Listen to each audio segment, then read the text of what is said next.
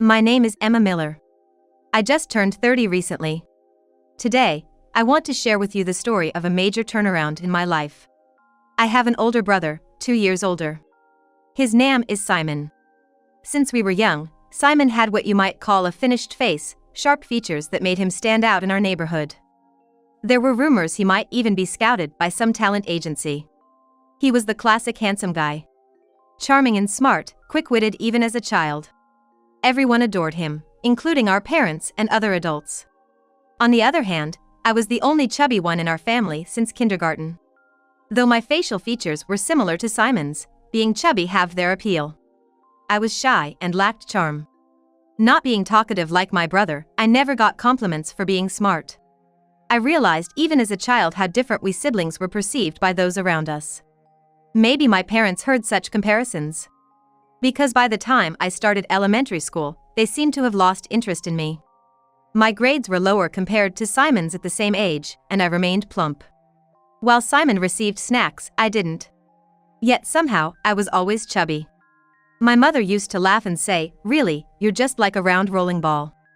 As a child, I didn't quite understand and felt somewhat happy when she laughed, but now I realize I was just being mocked. Simon always had reasons to get new clothes and shoes, be it his birthday, scoring in soccer, and so on. Meanwhile, despite being a girl, I only had hand-me-downs from him, even shoes. I can't count how many times I tripped wearing shoes that didn't fit. The only treasure I had was the school backpack my grandparents sent just for me before they passed away. After a while, Simon graduated from elementary school and went on to a private middle school.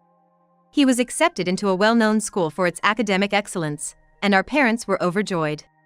Around this time, Simon, with his cute, almost celebrity-like appearance, was even scouted to be a kid model. Because of this, our mother, especially, would frequently walk with him on prominent streets like Broadway. As if to show him off, saying, "Look how handsome my son is." In contrast, I never went out with my mother. Perhaps when I was a baby, but I have no memory of it since I became aware. Once, Simon said, "Next time, let's take Emma too." I think he realized, even as a child, that I was being neglected by our parents. However, my mother blatantly showed her displeasure at his suggestion and just replied, "Sure, maybe someday." Far from feeling happy about Simon's considerate words, I just felt a deep sense of misery, even as a child. Years later, I too became a middle school student. Unlike Simon, I went to a regular public middle school. From the start, it seemed my parents had no expectations for me and didn't bother considering private school. My father even declared, "We can't afford to spend money on you." Although I never had a particular desire to go to a private school, being told this outright made me feel like opportunities in my life were being shut down. As a child, I vaguely thought this was just how it was to be a younger sister, not knowing any different from other families. When I became aware of my surroundings, the abnormality of my family seemed normal to me. Around this time, as I was entering adolescence, I began to wonder why I was always treated so differently. However, my parents' treatment towards me only became worse. Despite my mother being a housewife and presumably having time, she delegated household chores and shopping to me, often going out with her friends. My father, on his part, would scold me when I wanted to go out with my friends, asking, "What about the housework?" Simon always cared for me, helped out, and even argued with our parents on my behalf. But when it came to they treated me, they never listened to his opinions.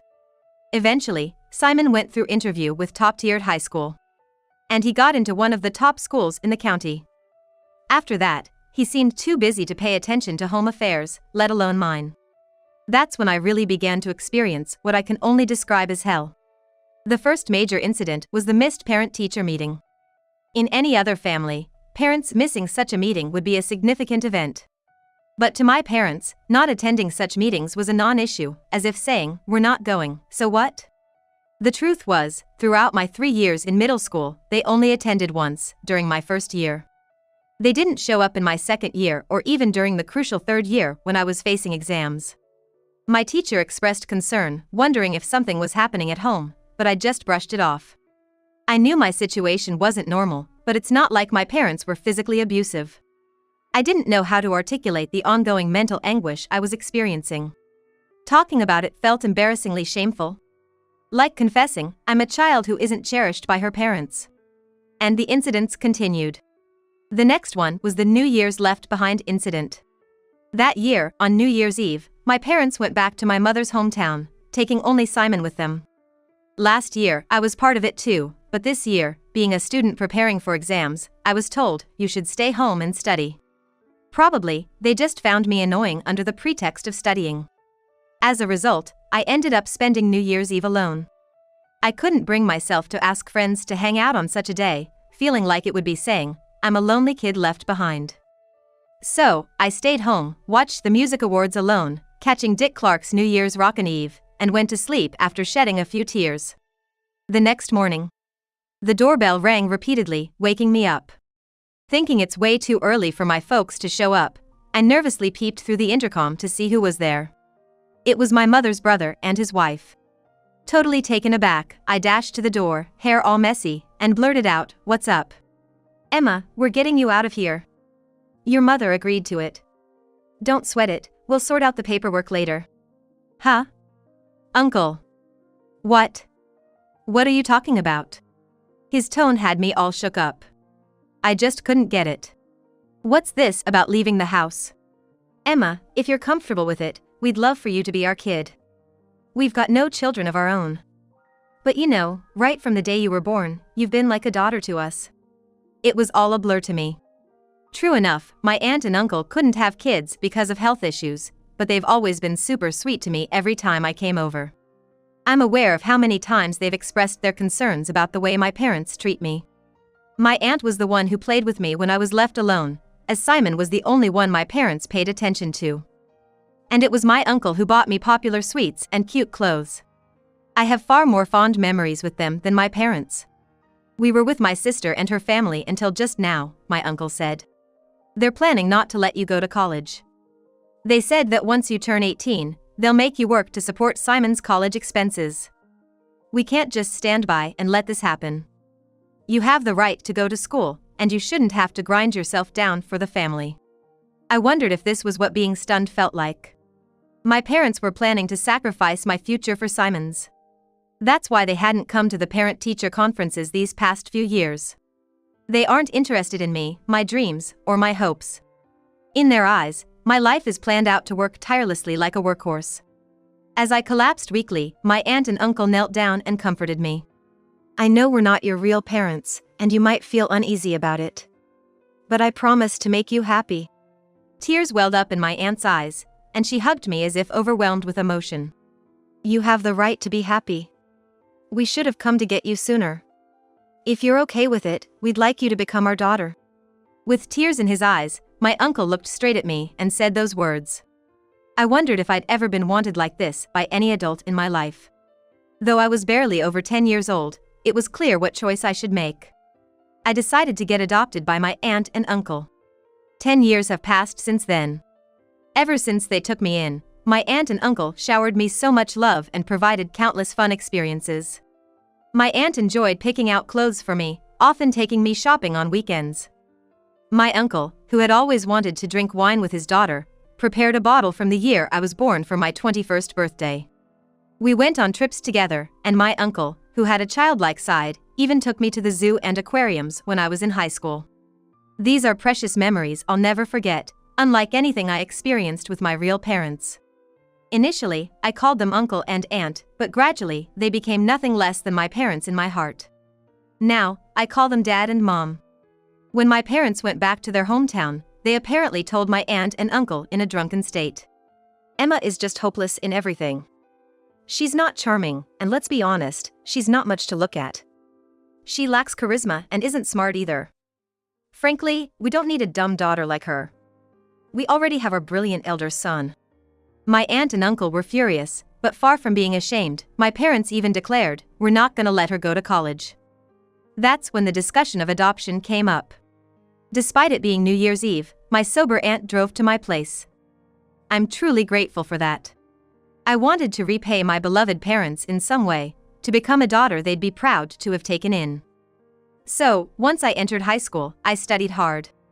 I couldn't really focus during my high school because of everything that was happening.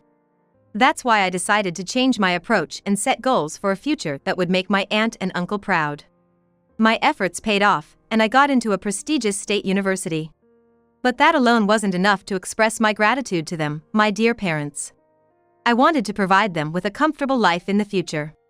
With that determination, I continued to study hard in college. I even earned a meteorologist certification while still a student and now appear on TV as a meteorologist. Additionally, wanting to make my aunt and uncle proud, I dedicated myself to dieting and strength training. Now, I'm known as the beautiful weathercaster. Looking back, I always had the potential to be beautiful since I resembled my brother in looks. My aunt and uncle always said they were proud of me just as I was, but now I feel like I've truly become their pride and joy. Just as I was thinking about how much more I wanted to repay and express my gratitude, my biological parents suddenly appeared before me. "Emma, wow, you've grown into such a fine young lady." My parents, with tears in their eyes, clung to me. I was about to get into my car after leaving the TV station and was completely taken aback by this sudden encounter. Honestly, it had been so long that I didn't recognize them at first. "I saw you on TV and was so surprised. Simon told me it was you, Emma. Who would have thought you'd become such a beauty, and a meteorologist at that?" My father patted my shoulder as if to say, "That's my daughter. Indeed, you really are our daughter. We're so proud." They actually said it. I couldn't hide my disgust, glaring at my parents without reservation. Unfazed, they kept pushing the conversation. "Oh, since we're here, let's have a meal at that fancy restaurant down the road." "Right, as a meteorologist, you must be earning a good salary, huh?" As if it was by chance to meet me, but they were stalking me like predators, waiting in ambush. And after suggesting a meal to ask if I'm earning well, it's clear they're just looking to leech off me. They won't get the chance to mooch off me. I must send them away, make them never want to see me again. That's when a plan formed in my mind. I could use this approach. "Mom, Dad, it's great to see you. But I can't join you for a meal today, I've got another job lined up." "Sorry." Of course, there's no other job. The only plan I have is to give my beloved aunt and uncle a dinner at a fancy restaurant as an anniversary gift. "Oh, is that so? That's too bad," my mother said, almost clicking her tongue, which I didn't miss. "If it's okay, can I get your contact info? I'm having a small party for my birthday with some folks from the TV station. There'll be lots of good food, and it'll be quite fancy, so I'd like to invite you both." As soon as I suggested this, my parents' eyes lit up. "Really? Wow, that's amazing. TV station, huh? Does that mean actors will be there?" "Oh, darling. Of course they will be." My parents are smiling and getting excited. Little do they know, no actors will be attending.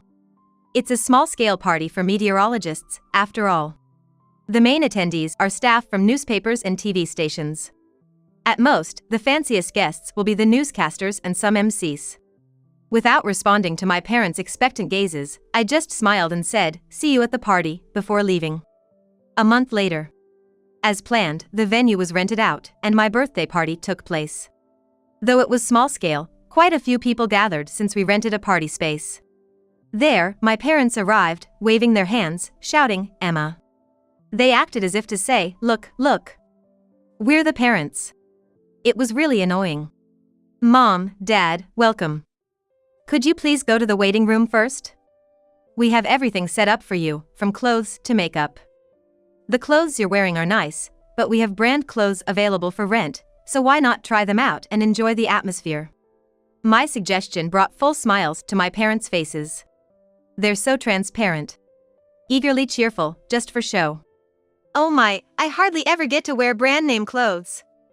Do you think they'll suit me?" "You're put on a bit of weight, though." "Oh, stop it, darling." I watched their exchange and chimed in, "You're both still young and beautiful, so everything will look great on you." They nodded as if they had been waiting for those words.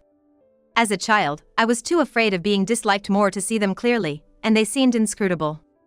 But now, they appear quite simple. They wag their tails for high-end items, power, beauty, things everyone likes. That's just the kind of people they are. After getting their hair and makeup done, and feeling quite pleased with themselves, my parents returned to the party. My mother wore a light pink off-the-shoulder miniskirt dress, something a younger person would wear.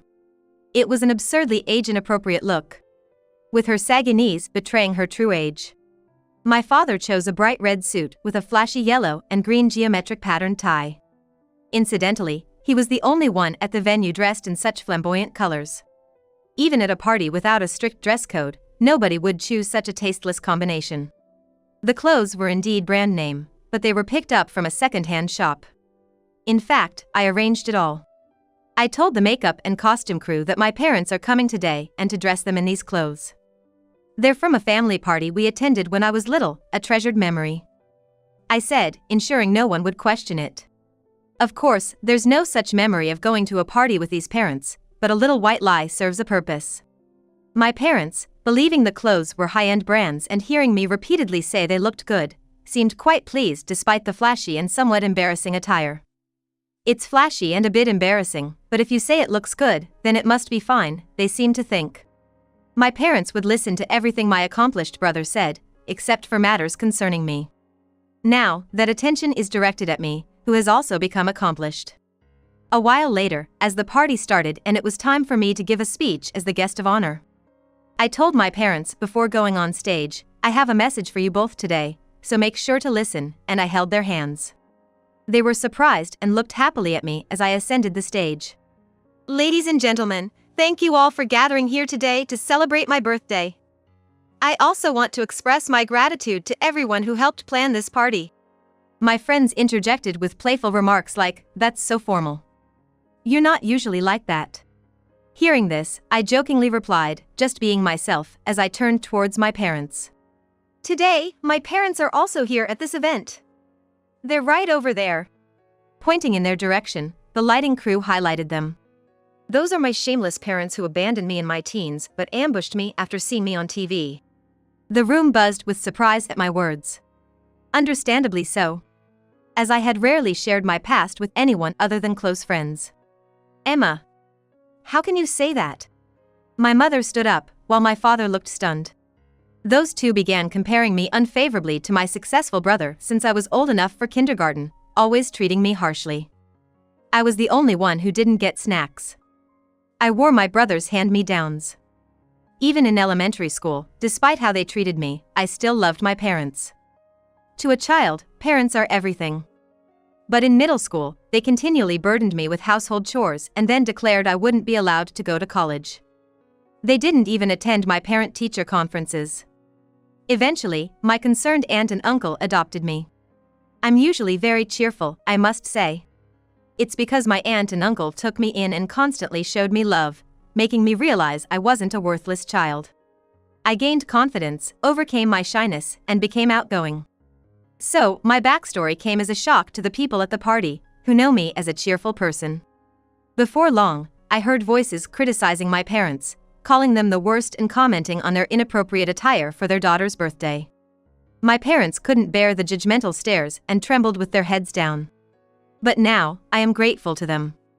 Because of what they did, I was blessed with my aunt and uncle, my truly important parents, and learned the warmth of a family. At that, my parents looked at me as if to say, "So we're important parents after all?" I quietly smiled back at them. "Mr. Smith from Daily Information, are you here? Please, make an article out of this story and take photos. Consider it a birthday present to me." As I called out to a magazine acquaintance from the stage, they had already captured my parents' images on camera. "Stop it! Don't take pictures!" My parents panicked, desperately trying to hide their faces. So ungraceful in defeat. I lashed out at them. "When I was little, no matter how much I begged you to stop, you forced me to do things I hated. It's pretty convenient for you to say stop now, isn't it?" My mother was tearing up at my scolding. "I'll apologize, just please don't publish the article. We will be blamed. You wouldn't want us to go through that, would you, Emma?" I was appalled at her audacity. "Do you really think I still consider you my parents? You neglected to raise me properly and abandoned all your responsibilities as parents. My true parents are my aunt and uncle, they are the only ones I acknowledge as my mom and dad. Stay out of my life forever." Before I knew it, the memories of the past and my gratitude towards my aunt and uncle welled up, and tears naturally flowed. Seeing this, some guests forcibly escorted my parents out of the venue. It was over. This time, truly, I had completely severed ties with those people. As a child, it was like being sheltered by my aunt and uncle when I cut ties. But now, I had managed to distance myself from them with my own strength.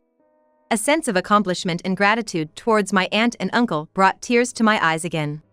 Yet, I felt incredibly liberated. Later, when the magazine staff asked if I was sure about publishing the story, I insisted, "Please do." The article about my upbringing turned out to be quite sensational. Despite the concerns about damaging my image, it was mostly received positively, with headlines like "The Girl Who Fought Back" and "A Modern-Day Cinderella Story." Far from harming my reputation, it actually improved it. As for those two, whom I reluctantly call my parents, they were shunned by their neighbors after the article's publication and had to move. The rumor spread quickly at my father's workplace, leading to his forced retirement.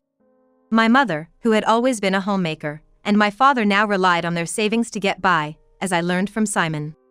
Yes, even after I was adopted, Simon continued to care for me, visiting me at my new home with my aunt and uncle.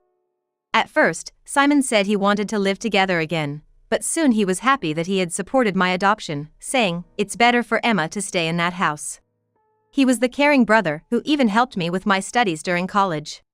Following my revelation to the magazine, he decided to have nothing more to do with our biological parents, essentially cutting ties with them. "Maybe the next time I'll see them is at a funeral," he joked, but knowing him, he might not even attend that. It's been 5 years since then. I married Mr. Smith from the magazine that helped publish my story. We now have children, twins, a boy and a girl. I want to be a mother who nurtures them equally, allowing them to grow up happily and freely. Just as my aunt and uncle showered me with unconditional love, and my brother watched over me from a distance, I want my children to grow up kind and caring towards everyone. But there's still more for me to do beyond parenting.